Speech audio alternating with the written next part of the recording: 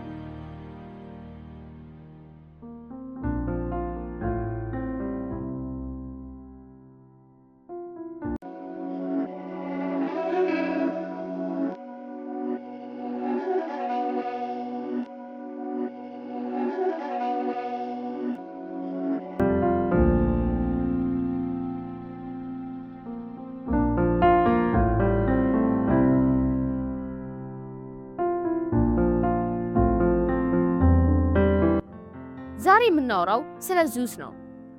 ስለዛ ሰንደርቦልት ስለሚወረውረው የፊልም ጀግና ብቻ አይደለም። የምናወራው ስለ ጥንታዊ ግሪካውያን የአማልክት አለቃና በሱ ዙሪያ ስላሉት እጅግ በጣም ግራ የሚያጋቡ ተረቶች ነው። ዙስ ማለት ለግሪካውያን የሰማይ የነጎድጓድና የፍትህ አምላክ ነው። ነገር ግን እንደኛ ሀገር ጨዋ አባቶች እንዳይመስሏችሁ።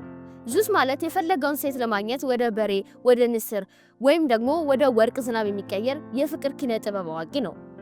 የግሪክ አማልክት ታሪክ ማለት ደግሞ የሰውን ልጅ ምኞትና ፍርሃቱን የተፈጥሮን ሚስጥር ለመፍታት የፈጠረው እጅግ ውስብስብ የፈጠራ ስራ ነው። ዛሬ የምንጠቀምባቸው ቃላት፣ የምናያቸው ምልክቶችና የምንወዳቸው ጀግኖች በሙሉ ስራቸው እዚህ የግሪክ ተራሮች ላይ የተተከለ ነው። ለምንድን ነው አሁን ይህን ማወቅ ያለብን? ምክንያቱም የምንኖርበት ዓለም በግሪክ አማልክት የተሞላ ነው። ናይኪ ጫማ ስትገዛ የግሪክ የድል አምላክን ስም እየጠራ ነው። አማዞን ላይ እቃ ስታዘዝ ስለ ጥንታዊ ሴት ተዋጊዎች እያሰብክ ነው። ኦሎምፒክ ስፖርት ስታይ ደግሞ ለዙስ ክብር የሚደረገው ጥንታዊ ስራ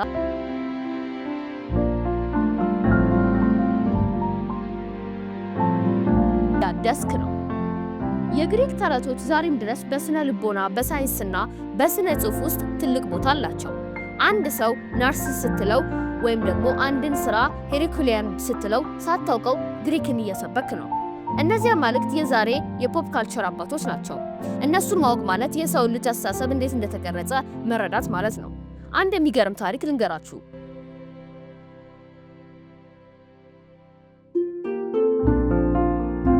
ዙስ ወደ ስልጣን የመጣው በሰላም አልነበረም።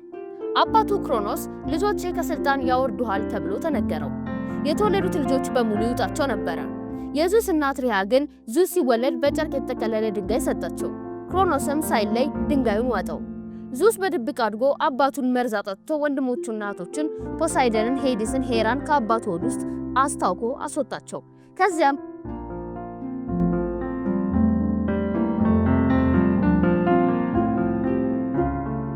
አስር ዓመታት የሚቆይ የሳይታኖስ ጦርነት ተካሄደ። ዙስ አሸነፈና በኦሎምፐስ ተራራ ላይ ንጉስ ሆነ። ይህ ታሪክ ለግሪካውያን አሮጌው ስርዓት አልፎ አዲሱ ስልጣኔ መጣ የሚሉበት ትልቅ ትርክት ነበረ። ዛሬ በፊልሞች ላይ ዙስን ስናየው ለምሳሌ ክላሽ ኦፍ ዘ ታይታንስ ወይም ደግሞ ቶር ላቭ ኤንድ ተንደር ብዙ ጊዜ እንደ ቁጡ አዛውንት ነው የምናየው። ነገር ግን በባህላዊ ታሪክ ዙስ ማለት የዲፕሎማሲ ሰው ነበረ። በተጨማሪም የስታር ዋርስ ወይም የሃሪ ፖተር ታሪኮችን ብታዩ በሙሉ የተቀዱት ከዚህ ታሪክ የጀግነት ጉዞ ወይም ዘ ሂሮስ ጀርኒ ነው። ጀግናው ይወለዳል፣ ይገለላል፣ ፈተናዎችን ያልፋል፣ በመጨረሻም አባቱን ወይንም ጠላቱን አሸንፎ ይነግሳል። ሉክ ስካይዋከር ማለት ለኛ ዘመን የዙስ ወይንም የፐርሲየስ ቅጂ ነው። የግሪክ አማልክት ታሪክ ሁሉን ቻይ ከሆነ አምላክ አይጀምርም፣ ይልቁንም ከግርግር ይጀምራል። መጀመሪያ ምድርና ሰማይ ነበሩ። ከዚያ እነዚህ ታይታንስ መጡ። ዙስ እነዚህን ግዙፍና ኃይለኛ ታይታኖች አሸንፎ ነው ኦሎምፒያን የሚባሉትን አማልክት የመሰረተው። ይህ ማለት ግሪካውያን ተፈጥሮን ወይም ታይታኖችን በሰው አእምሮ ህግ ወይም በዙስ ለመቆጣጠር ያላቸው ፍላጎት ያሳያል። ዙስ ነጎድጓድ እንደ ጦር መሳሪያ መጠቀሙ ደግሞ ሰማይ የኔ ነው የሚል የኃይል መግለጫው ነው። ዙስ ስንት ልጆች እንዳሉት የሚቆጠር ኮምፒውተር የለም። ሄራኩለስ፣ አፖሎ፣ አርቴሚስ፣ አቴና ሁሉም የዙስ ልጆች ናቸው። ብዙ ጊዜ ዙስ ወደ ተለያዩ እንስሳት ተቀይሮ የሰው ልጆች ይጎበኝ ነበር።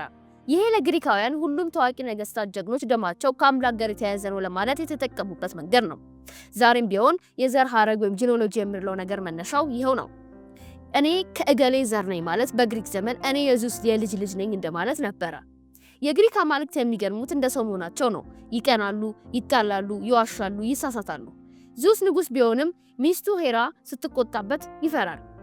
ፖሳይደን በባህር ላይ ሲያመጽበት ይጨነቃል።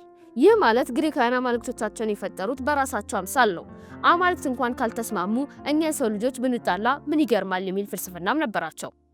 ዙስ ለግሪካውያን የሞራል ተምሳሌነት ሳይሆን የኃይልና የህይወት ትርጉም ነበረ። ዙስ ለጥንታዊ ግሪክ ሰው ተስፋ ነበረ።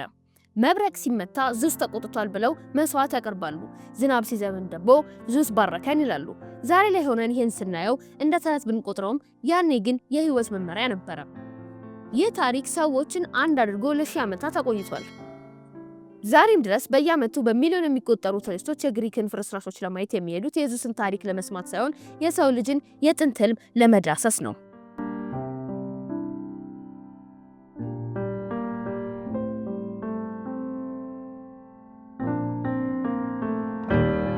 እንግዲህ አስቡት፣ ዙስ በአባቱ ሆድ ውስጥ ከመቀበር ተነስቶ የዓለም ንጉስ ሆነ። ታዲያ ጥያቄው ይህ ነው። ዙስ የፈጠራ ተረት ነው ወይስ ደግሞ የሰው ልጅ ሁሉ ጊዜም ታላቅ ኃይል ፍለጋ የሚያደርገው የጉዞ ምልክት ነው? ዙስ ሰማዩን ሲወስድ፣ ወንድሙ ደግሞ ባህሩንና ውቅያኖሱን ተረከበ። ወንድሙ ማለት በግሪክ አማልክት ውስጥ እጅግ ቁጣ የሚባለው ነው። በእጁ የያዘው 3 መርገጫ ያለው ጦር ወይም ትራይደንት ሲመታ ምድር ትንቀጠቀጣለች፣ ሱናሚም ይነሳል። ግሪካውያን የባህር ላይ ነጋዴዎች ስለነበሩ ፖሳይደን በጣም ይፈሩት ነበረ። ጉዞዬን ካበላሸህብኝ ብለው ፈረስ እስከ መሰዋት ይደርሱ ነበረ። የሚገርመው ግን ፖሳይደን የፈረሶች አምላክ መሆኑ ነው። የባህር ማዕበልን ከፈረሶች ሩጫ ጋር ያመሳሰሉት ነበረ። ፖሳይደንና ዙስ ሁልጊዜም ይጋጫሉ። ፖሳይደን እኔም እኮ ታላቅ ወንድም ነኝ፣ ለምን ዙስ ብቻውን ይነግሳል የሚል ቅናት ነበረው። ዛሬም ቢሆን ውቅያኖሶችን ስናይ የምንሰማው ግርማ ሞገስና ፍርሃት ግሪካውያን የፖሳይደን ቁጣ ብለው የሰየሙት ያው ስሜት ነው። አሁን ደግሞ ወደ ታች ወደ መሬት ውስጥ እንውረድ። ሄደስ የከርሰ ምድር ዓለም ንጉስ ነው። ብዙ ጊዜ በፊልሞች ላይ ሄዴስ እንደ ሰይጣን ተደርጎ ይነሳል። ግን እውነታው ሌላ ነው። ሄዴስ ሰይጣን አይደለም። እሱ ፍትሃዊ ግን ጨካኝ ዳኛ ነው።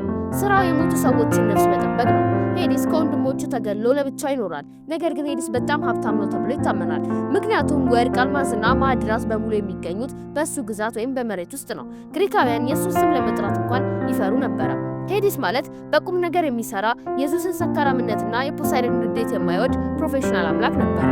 የሱ ታሪክ የሚያስተምረን ሞት ለግሪካውያን መጨረሻ ሳይሆን ሌላውና ምስጢራዊው የሄዲስ ግዛት መጀመሪያ መሆኑ ነው። ታይታኖች ካሸነፉ በኋላ ዙስ፣ ፖሳይደን፣ ሄዲስ ዓለምን እንዴት ተከፋፈሉ መሰላችሁ? እጣ ተጣጣሉ። አዎ ልክ እንደ ሎተሪ ዙስ ሰማዩን አወጣ፣ ፖሳይደን ባህሩን፣ ሄዲስ ደግሞ መሬት ውስጥ ያለውን ዓለም አወጡ። ምድር ግን የጋራ ሆነች። ይህ ክፍፍል ዛሬ ባለው ፖለቲካ ውስጥ ፓወር ባላንስ የሚለው ነገር ያሳያል። አንዱ ኃይለኛ ቢሆንም ሌላው ደግሞ በራሱ ግዛት ንጉስ ነው። ግሪካውያን ይህንን ተረት የፈጠሩት በተፈጥሮ ውስጥ ያለውን ስርዓት ለመረዳት ነው። ሰማይ፣ ባህርና መሬት የየራሳቸው ሕግ አላቸው። አማልክቱ እርስ በርስ የሚጋጩትም የየራሳቸውን ጥቅም ለማስጠበቅ ነው። ዛሬም ቢሆን ሀገራት ለድንበርና ለባህር የሚጣሉት የጥንቱ የሶስቱ ወንድሞች ዕጣ አወጣጥ ውስጥ የነበረው ውጥረት ስላለ ነው። ይህ የአማልክት ክፍፍል በግሪካውያን የዕለት ተዕለት ኑሮ ላይ ትልቅ ተጽዕኖ ነበረው። ለምሳሌ መሬት ሲንቀሰቀስ ፖሳይደን ተቆጥቷል ይላሉ። አንድ ሰው ሲበለጽግ ደግሞ ሄዲስ ባርኮታል ይላሉ። ይህ አሳሰብ ሰዎች በተፈጥሮ ላይ ጥንቃቄ እንዲያደርጉ አድርጓቸዋል። ዛሬኛ ኢንቫይሮንመንት የምንለው ነገር እነሱ የአማልክት ግዛት ይሉት ነበረ። ለኛ ተፈጥሮ ጥሬ ዕቃ ናት፣ ለነሱ ግን ስሜትና ንዴት ያለው ሕያው አካል ነበረ። ይህ ደግሞ ለተፈጥሮ ትልቅ ክብር እንዲሰጡ አድርጓቸዋል። ዛሬም ቢሆን የአየር ንብረት ሲቀየር ተፈጥሮ የተቆጣች ነው የምንለው ነገር የዛ ጥንታዊ አስተሳሰብ ቅሪት ነው። አማልክቱ ሰማዩንና ምድሩን እንዲቆጣጠሩ በምድር ላይ ስማቸውን የሚያስጠራላቸው ጀግና ይፈልጉ ነበረ። እዚህ ጋር ነው ታዋቂው ሄርኩለስ የሚመጣው። ሄርኩለስ የዙስ ልጅ ቢሆንም እናቱ ግን የሰው ልጅ ነበረች። ሄርኩለስ ማለት ለግሪካውያን ጥንካሬ ማለት ነው። ነገር ግን ታሪኩ እንደ ሆሊውድ ፊልም ቀላል አልነበረም። ዙስ በሄራ ላይ ስላመነዘረ ሄራ ሄርኩለስን ለማጥፋት የማታደርገው ጥንቆላ አልነበረም። የሄርኩለስ 12 እጅግ አስቸጋሪ ስራዎች ወይንም 12 ሌበርስ እንዲሰራ ተገዶ ነበረ። ከአንበሳ ጋር መታገል፣ 9 ራስ ያለውን ዘንዶ መግደል። ይህ ሁሉ ታሪክ የሚያስተምረን አንድ እውነት አለ። ሰው መሆን ከባድ ነው። አማልክት እንኳን ቢሆኑ በሰው ልጅ ላይ የሚመጣውን መከራ ማየት ይወዳሉ። ሄርኩለስ ዛሬም ድረስ የኛ ጽናት ተምሳሌት ነው። ሄርኩሊያን ታስክ ስንል ያንን በድካም የዛለ ግን ደግሞ ያልተሸነፈ ጀግና እያሰብን ነው። የግሪክ ተረቶች በወረቀቱ ላይ ብቻ አልነበሩም። ዛሬም በዓለም ላይ ትልቁ የስፖርት በዓል የሆነው ኦሎምፒክስ የተጀመረው ለዙስ ክብር ነው። ጥንታውያን ግሪካውያን በየ4 ዓመቱ ጦርነታቸውን አቁመው ጸባቸውን ረስተው ኦሎምፒያ በሚባል ቦታ ይሰበሰቡ ነበረ። ታዲያ ያኔ ሩጫ ወይም ትግሉ ዝም ብሎ ሜዳሊያ ለማግኘት አልነበረም። ጉልበቴና ውበቴን ለዙስ አሳያለሁ የሚል መንፈሳዊ ትርጉም ነበረው። ዛሬም ቢሆን የኦሎምፒክ ችቦ ሲበራ ያ ከጥንት ግሪክ የመጣው ቅዱስ እሳት ነው። መላው ዓለም ዛሬም ድረስ ይህንን የግሪክ ባህል ያከብራል። ምክንያቱም ዙስና ወንድሞቹ ቢቀሩም የሰው ልጅ ፍክክርና ጀግንነት ግን ዘላለማዊ በመሆናቸው ነው። ስፖርት ዛሬም ቢሆን የሰው ልጅ አምላክ ለመምሰል የሚያደርገው ጥረት ነው። አሁን ለምን የግሪክ ተረት ዛሬ ድረስ ይከበራል የሚለውን እንይ። ዛሬ የምንጠቀምባቸው ቃላት ሳይቀሩ የግሪክ ስልቶች ናቸው። ለምሳሌ አትላስ ወይም ካርታ ስንል ሰማይን ተሸክሞ የቆመው ታይታንን ያሰብን ነው። ፓኒክ ወይ ድንጋጤ ስንል ጫካ ውስጥ ሰውን የሚያስደነግጠው ፓን የተባለውን አምላክ ስም እየጠራን ነው። ሳይንቲስቶች አዳዲስ ፕላኔቶች ሲያገኙ፣ አዳዲስ ኮከቦች ሲሰይሙ ሁሌም ወደ ግሪክ አማልክት ይወሰዳሉ። ጁፒተር፣ ዙስ፣ ኔፕቱን፣ ፖሳይደን፣ ፕሉቶ፣ ሄዲስ እኛ የምናየው ህዋ በሙሉ የግሪክ ቤተሰብ ስም የተለጠፈበት ነው። ይህ የሚያሳየው የሰው ልጅ እውቀት ቢጨምርም የአሮጌው ተረት ግን የአስተሳሰባችን መሰረት መሆኑን ነው። ግሪካውያን የሰው ልጅ በታሪክ ብቻ ሳይሆን በተረት ውስጥ የሚኖረው ብለው ያምናሉ። ዛሬም ድረስ በዓለም ዙሪያ በየዩኒቨርሲቲው፣ በየቤተ መጻሕፍቱ፣ በየሲኒማ ቤት የግሪክ አማልክት ይከበራሉ። ምክንያቱም እነሱ የኛ የራሳችን የጥንታዊ ነጸብራቆች ስለሆኑ ነው። ይህ የግሪክ አፈ ታሪክ በሰው ልጅ ላይ ትልቅ የስነ ልቦና ተጽዕኖ አለው።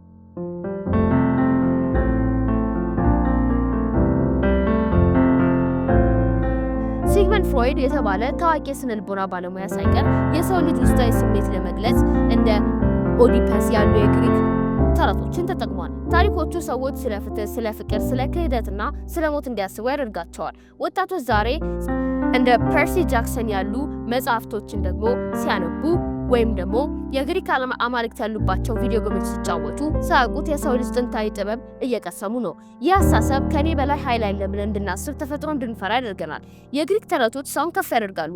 ጀግና መሆን ትችላለህ ይሉናል። በተመሳይ ደግሞ ትዕቢተኛ ኮንክ አማልክት ይሰብሩሃል ብለው ያስጠነቅቁታል። እንግዲህ የዙስን ታሪክ፣ የፖሳይደን ቁጣና የሄዲስን ዝምታ ተመልክተናል። 1000 ዓመታት አልፈዋል። ቤተ መቅደሶቻቸው ፈርሰዋል። ሐውልቶቻቸውን ተሰባብረዋል። ታዲያ ጥያቄው ይህ ነው። ዛሬም ድረስ በየ4 ዓመቱ ኦሎምፒክ ስናከብር፣ በየቀኑ በስማቸው ስንጠራቸው በእውነት እነዛ አማልክት ሞተዋል ወይስ እኛም ባሪያ ከማድረግ ይልቅ ተረት በመሆን በውስጣችን ለዘላለም ለመኖር ወስነዋል?